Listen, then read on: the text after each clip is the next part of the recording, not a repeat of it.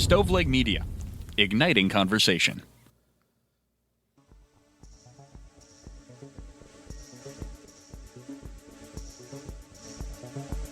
Welcome to True Crime to Go. What can I get for you? Honestly, can't even make a joke about this one. I just want tragedies to stop that could be otherwise prevented. Pull up to the second window and we'll see you next crime. Welcome to True Crime to Go. I am John, here with Jamie. How are you doing, man? Why is everything so heavy lately? Can't we go back to like people who are trying to like breed weird kinds of moose? Didn't we have an episode on that? Like, let's go back to this stuff. We did. I can't tell you that we'll get there this week, but I can tell you that we're going back because it's happier over there. It is. This is moose breeding. True land. Crime to Go. We're supposed to get light food in the drive-thru, and you're bringing us like a full plate of true crime steak here. I'm going to go ahead and say that this is tragic. This is awful. And for a lot of American families, this hits close to home. And while it may be uncomfortable for us to listen to today, and it will certainly be uncomfortable for your parents that are listening to talk to their teenage children about, I think this is something that's necessary because this is something that's happening more and more often. And as parents, if we don't get ahead of it and talk to our kids about this, they could be in a world that they seem alone in. And that's where this story is going to take us today. Yeah, it really is tragic, but it's a reality for all of us that have kids. So why don't you get us rolling? We're going to be talking about the shocking case that involves the tragic death of a North Dakota teenager who fell victim in an online sextortion scheme and the arrest of a man who has been tied to the crime.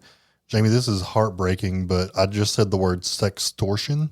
Yes. Do you want to talk to me like I'm five and tell me what that is? Yeah, extortion is essentially blackmailing somebody of do this or I will do this thing that will harm you. And this is, in this case, usually involving sexual photos of some kind, sometimes videos of sexual acts of saying, if you don't pay me, I'm going to exploit your sexuality and show people your body. So let's start with the victim. This is a minor. He was 17-year-old Riley Hadley.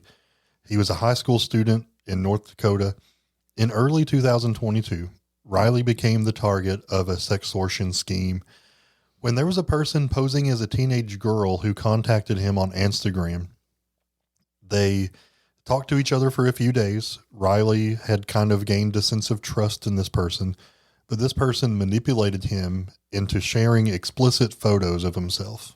I've seen this in our community, and it does hit close to home for me. And this is a reality, and this is extremely common. Once I heard of it happening, I was approached by several other people that this happened to. This is a real thing. So they got these photos. This was not a teenage girl, but they demanded $5,000, or I'm going to release these photos of Riley in these compromising poses. The pressure and fear is overwhelming for a teenager. And I will say, I've seen messages from these people where they will say, hey, pay us $5,000, or I hope your kid hurts themselves, or this is going to ruin their life. So it's like once they have what they need from the victim, then they target and go and like speak to members of their family or friends, right? If they are aware of it, if they step in and they are able to like go and not clone, but like find your followers and follow them so that you know that people that know you will see these. And unfortunately, Riley took his own life under this pressure on May 23rd of 2022. And this is something that happens way too often. This is unfortunate, man. I mean, kids find themselves in this situation and they're, number one, they're embarrassed because it's awful. Number two, they're not only embarrassed, but they're probably afraid. Like they want to probably come to their parents and talk about it, but they also have to admit that they've done something not okay to their parents. So they find themselves isolated and alone. And it is tragic. I think that's why it's really important to be upfront with your kids about the dangers of social media and tell them, look, this kind of stuff happens. And if it happens, or if someone asks you for these kinds of things, you need to come and tell me, and certainly don't do this.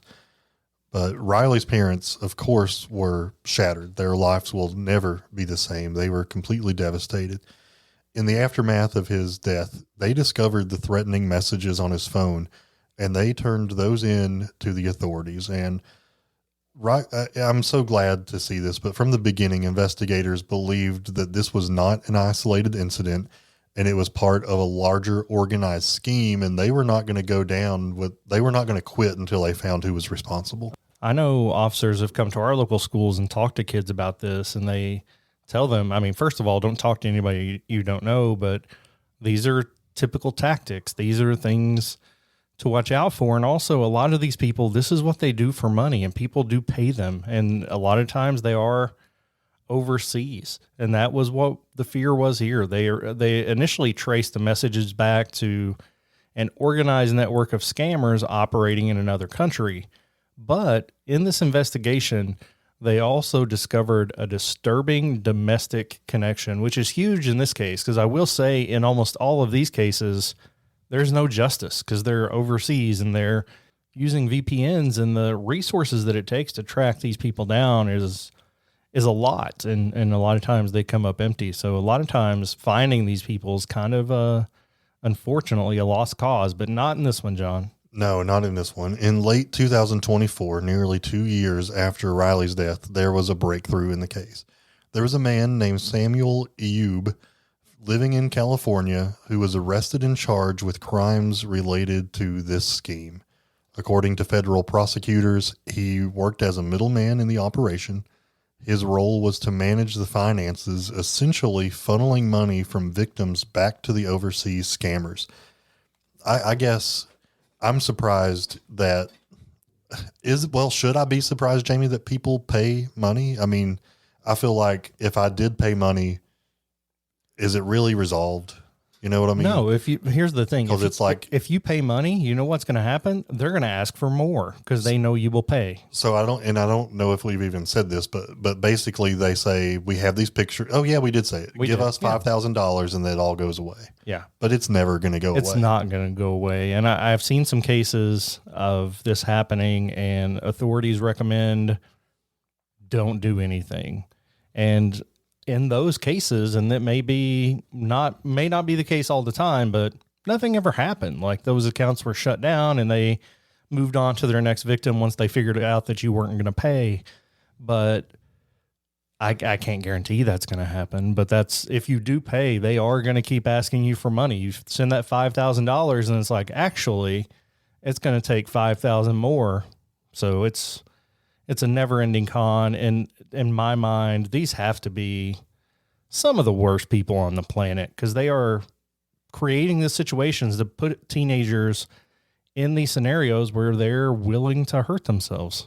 I've said it over and over that I am so thankful I did not grow up in an age where we had social media when I was in middle school and high school. Because if you're a middle school boy or a high school boy and a very attractive lady starts talking to you, you're going to be stoked, and it's pretty easy to manipulate a high school or a middle school boy when there's a promise of an attractive female willing to talk to you. So, I mean, there's a reason it works. It is certainly enticing. So if you're a kid, I mean, go listen to something else. First of all, this is enjoy your younger years, but if you're a parent, talk to your kids about this, please. I beg of you, let them know what to look for, and above all, let them know to come to you for help and not to succumb to the pressure and fear that comes with this. Absolutely. I wish that this didn't happen. I wish that he could have felt comfortable talking to somebody and got some help. This was unnecessary. If your kids find themselves in this situation, remember they're kids and think about what you would have done, that many years ago when you were in high school, middle school yourself. But I think the biggest thing or the best thing that you can do is to get out in front of this, talk to your kids about the dangers that technology can have, and let them know that, hey, if you find yourself in a compromising situation, please come and talk to me. I'm free of judgment. I want to help. run, don't walk, as they say, and talk to your kids. But for now, this has been a crime story and life lesson in 10 minutes or less. Would you like crime with that?